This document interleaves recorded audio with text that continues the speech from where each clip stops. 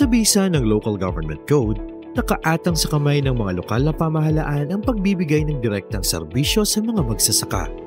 Dito sinubok ang kasanayan at kahusayan ng isang agricultural extension worker ng lokal na pamahalaan ng Pili sa lalawigan ng Camarines Sur.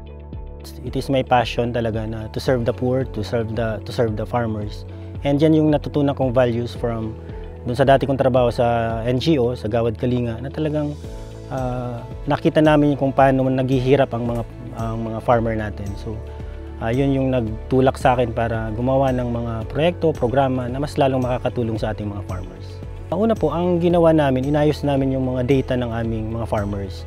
Nagkanda kami ng survey, geotagging, para makita namin kung gaano ba karami yung aming mga farmers, gaano ba kalaki yung mga area nila, and ilan ba yung na-harvest nila per hectare, para makita namin kung talagang kumikita ba o nalulugi ang ating mga farmers. So doon kami nagsimula, inayos namin yung mga data, master list. Then from that data, doon kami nag-isip anong mga intervention ang pwede namin gawin.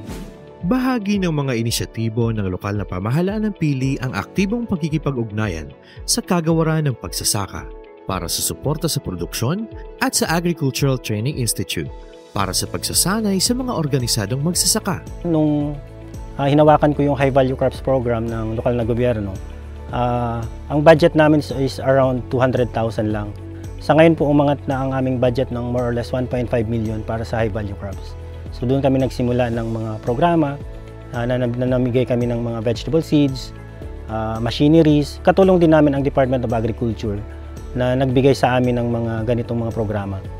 And dahil din doon sa data na na-establish namin, nakapag-create kami ng federation na kung saan nakapasok ito doon sa F2C2 na programa ng Department of Agriculture na mas lalong nagbigay ng mas maraming projects, intervention para sa aming mga farmers. Mula po nung ipatupad ng gobyerno yung tinatawag na F2C2, yung clustering ng farmers at fisher folks, ang dami pong mga tulong ang ibinigay ng pamahalaan sa amin. Halimbawa, ang Department of Agriculture, binibigyan kami ng mga libreng banhi, mga machineries, at just lately po, nung November, binigyan kami ng hauling truck para gamitin ng aming federasyon.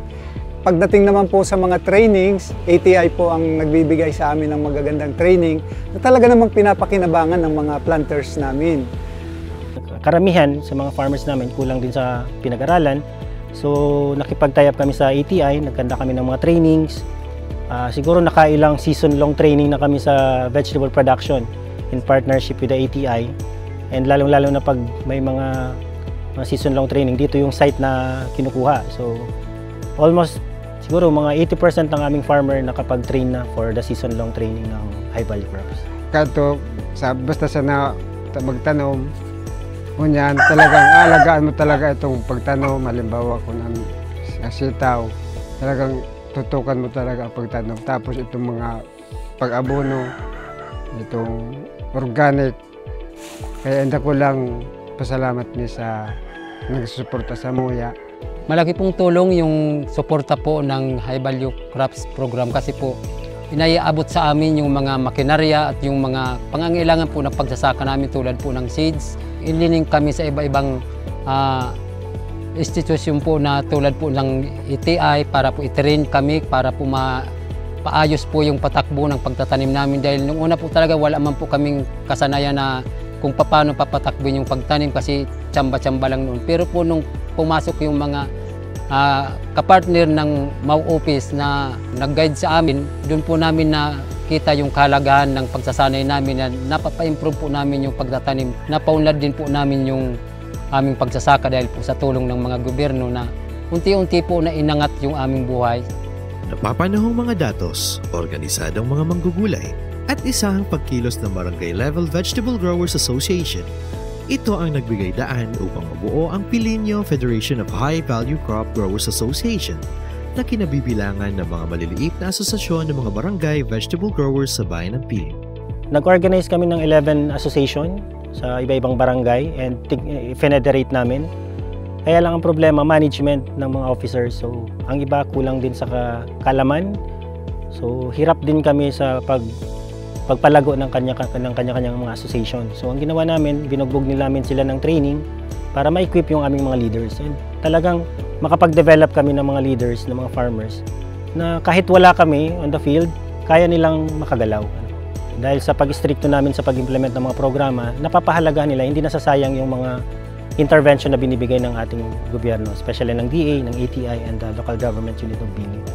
Kumbaga, yung pag-manage sa kanila, yung pagmamahal sa kanila, nakita nila na hindi sila pinapabayaan ng gobyerno. So, na-feel nila na andito ang gobyerno para sa kanila.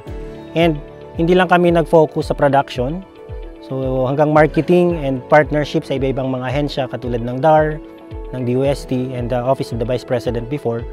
So, yun yung ipinakita namin sa kanila at pinaintindi na hindi sila nag-iisa. Kumbaga, marami silang makakatuwang para mas mapalago ang kanilang kabuhayan.